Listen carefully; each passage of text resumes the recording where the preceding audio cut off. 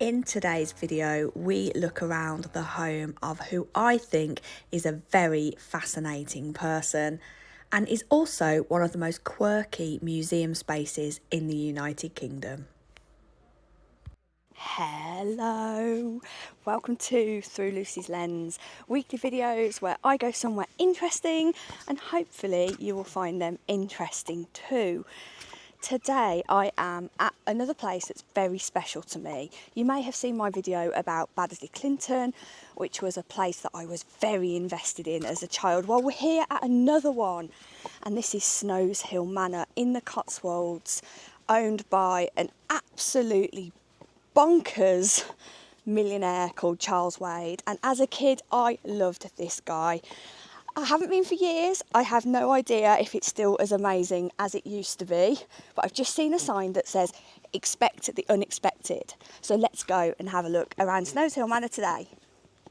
I'm so excited to introduce you to Snows Hill Manor today. It's a fascinating home nestled in the Cotswold, and I think had an equally or even more fascinating owner. Snows Hill is not your typical country manor, and Charles Wade, who owned it in the 20th century, was certainly not a typical country gentleman. I was captivated by this house and by Charles Wade from the moment I walked into this house when I was about 7 years old.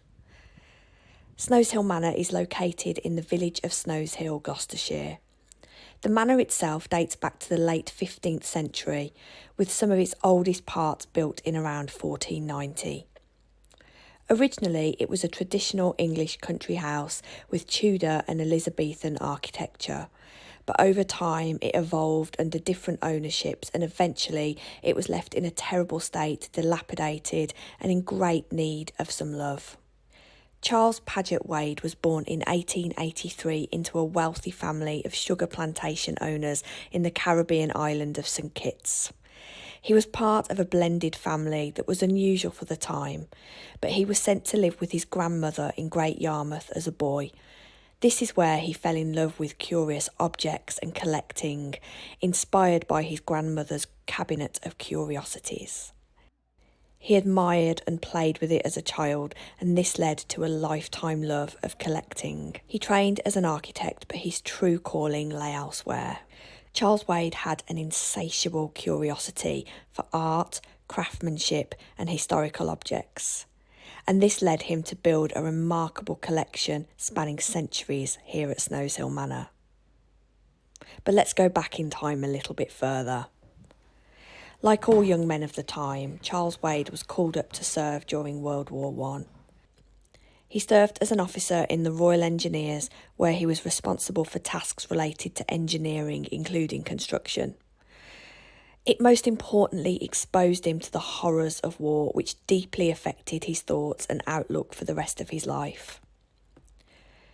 Charles never explicitly published extensive reflections on his time during World War I. It's clear, though, that it reinforced his disdain for mass production and modern industrial society and warfare. He preferred objects that were handmade, designed with care, and were full of human creativity. Values that were the complete opposite of what he saw was the destruction in the trenches. Charles saw an advertisement for the sale of Snows Hill Manor during his time at war, and he decided there and then he would buy this place with the proceeds from his recent inheritance from his father. He would restore it and live to his motto of let nothing perish. He wanted to build a collection of beautiful things for people to enjoy forever. Inside the house there are over 22,000 objects housed through the manor's many rooms. Each object tells a story from the everyday to the extraordinary. Charles Wade had a deep appreciation for objects made by hand, and his collection reflects this passion. You'll find everything inside, from beautifully crafted furniture, musical instruments, toys, clocks, textiles, glasses, you name it, it's here. And one of the things that always strikes me as I walk around the house is a constant tick of clocks, a reminder that time is always passing. Charles gave each room in the house a whimsical name, from Meridian in the centre of the house to Mermaid, Dragon and 100 Wheels. It gives an insight into Wade's character and imagination. Wade definitely had an eye for the quirky and unusual. Most of the items in the house, although they hail from all over the world, were purchased in the United Kingdom. Wade was once arrested in London for walking down Oxford Street in a suit of armour. His line of defence was, well, there was no other way to get it home. And I guess he had a point. One of the things I love most about Snows Hill Manor is how Wade chose to arrange the collection. Okay, I'm upstairs in the manor house now, and do you want to see the room that used to terrify me when I was a kid? And it was the reason I wanted to come here. You know, children like to be terrified by things they don't understand. So I'm going to show you this room, and I think it's partly one of the reasons that I fell in love with Japanese culture, so thank you, Charles Wade. But let's go and have a look at what I think is the best room in the house. The house is more than just a static museum. It's a living, breathing work of art. Wade created theatrical displays in each room, often mixing items from different cultures or periods. Although nowadays many of the items are behind glass to protect them, Wade did not believe in keeping things behind cabinets. The items were to be enjoyed, touched, worn, used and explored.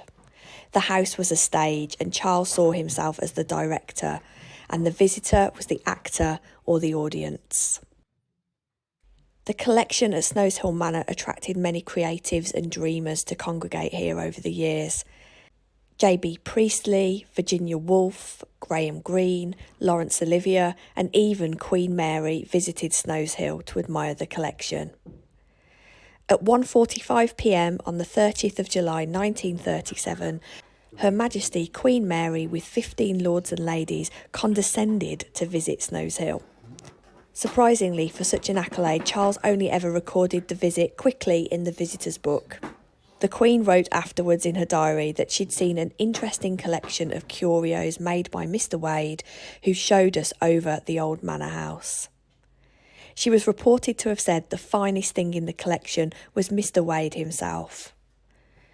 Charles didn't really write about the visit, or maybe he didn't see the visit as being very important. Maybe it went against his politics. We'll never know. Charles created a theatrical atmosphere within Snows Hill Manor, and it was a beacon for people who sought beauty, creativity and history. How I wish I could have been his friend, because I would have loved to have met him. You can't describe the atmosphere at Snows Hill Manor. It's not like any other historical property you visit. It has a very distinct musty smell, and some rooms feel dusty and claustrophobic with items cluttered. You could spend days and days here and still not catch everything on display. The atmosphere isn't spooky per se, but it's kind of unsettling. I can never quite put my finger on it. But it's appealing to me nevertheless, and it stings to me, and it wants me to explore more.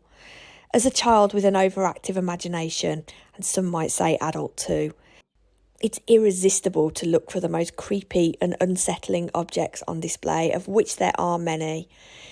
There's a neck shackle on display from an enslaved person, and it makes me feel sick whenever I see it. Wade wrote a poem in 1955 called That Wide Arched Door, which reflected on the insensibility of later generations of visitors to St Kitts and Nevis, and the plight of enslaved people. Maybe he kept the shackle as a connection to his own family's part in the trading of enslaved people before the abolition, or maybe a reminder or a burden of shame. Again, we will never know. We will never completely get inside of the head of Charles Wade, and that's what makes him so fascinating. When Snows Hill Manor first opened its door to the public, Wade was known to personally lead tours, guiding visitors through his world of treasures. I also found some newspaper articles that they'd raised money for local hospitals and various charities by showing people around the house. Apparently he would dress up in costume and filled the tours with stories, humour and a sense of mystery. As Wade grew older, he recognised the need to preserve Snows Hill Manor and the collection for future generations. Feeling his age, in 1951 he donated the house and its contents to the National Trust. This ensured that it would remain a place of inspiration and exploration for years to come. He sadly passed away in 1956 after a sudden illness, and from then on the house has been in sole care of the National Trust. I think Snows Hill Manor is more than just a historic house. It's a testament to one man's love for art, craftsmanship and the joy of collecting. I think Charles Wade was a visionary, an eccentric and an artist in his own right, and his legacy lives on right here.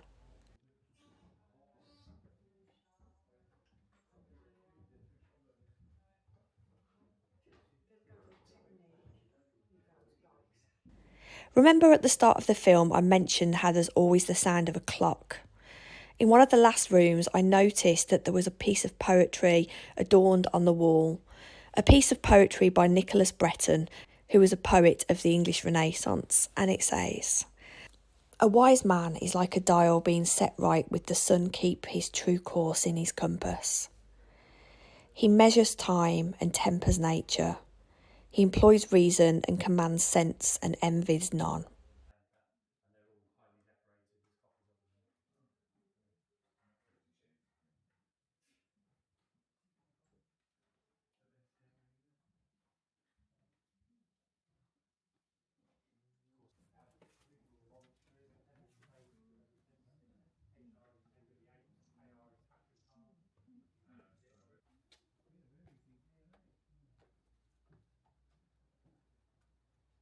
You may wonder how you can actually live in a house like this. Well, the bottom line is that you couldn't.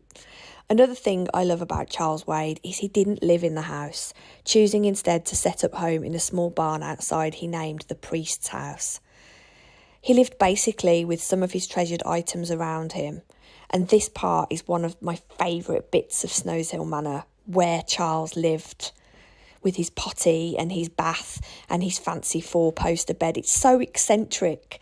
I remember thinking this man has all this money but chooses to live like this.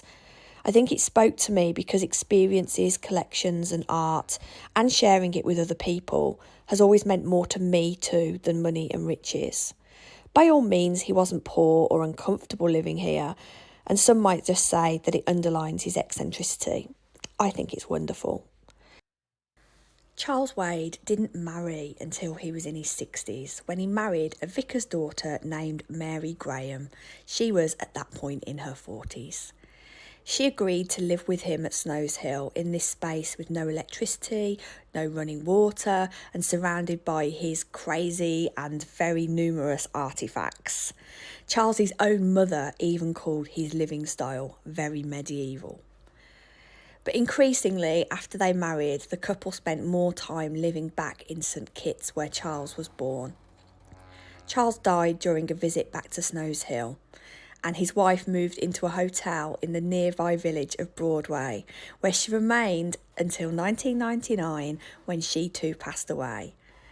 I kind of really love this. I wonder if she took anything with her, or if she was actually glad to see the back of the clutter.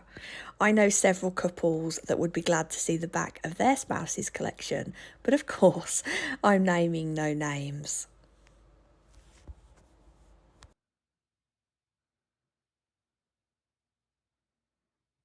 I encourage you to visit Snows Hill Manor if you have the chance. It's a place like no other, really.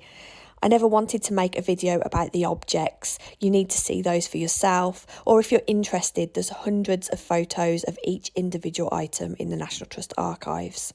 You can access those free online. What I love about this place, what I really love about this place, is the person that made it happen.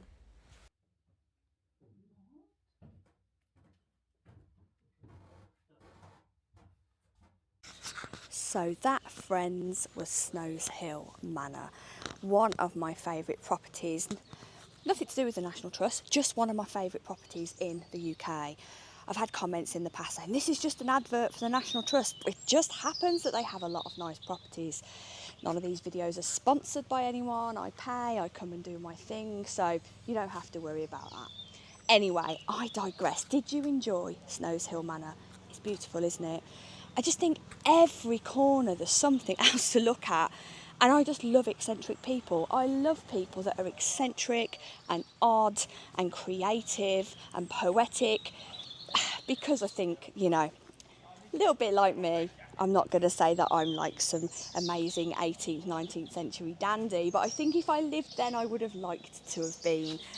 Anyway, if you like this video, give it a thumbs up, leave a comment. I read them all. And of course, if you've been viewing and you haven't done yet, give me a subscribe, because that really makes the difference to not only my confidence, but keeping me going. Until next week, see you later. Bye.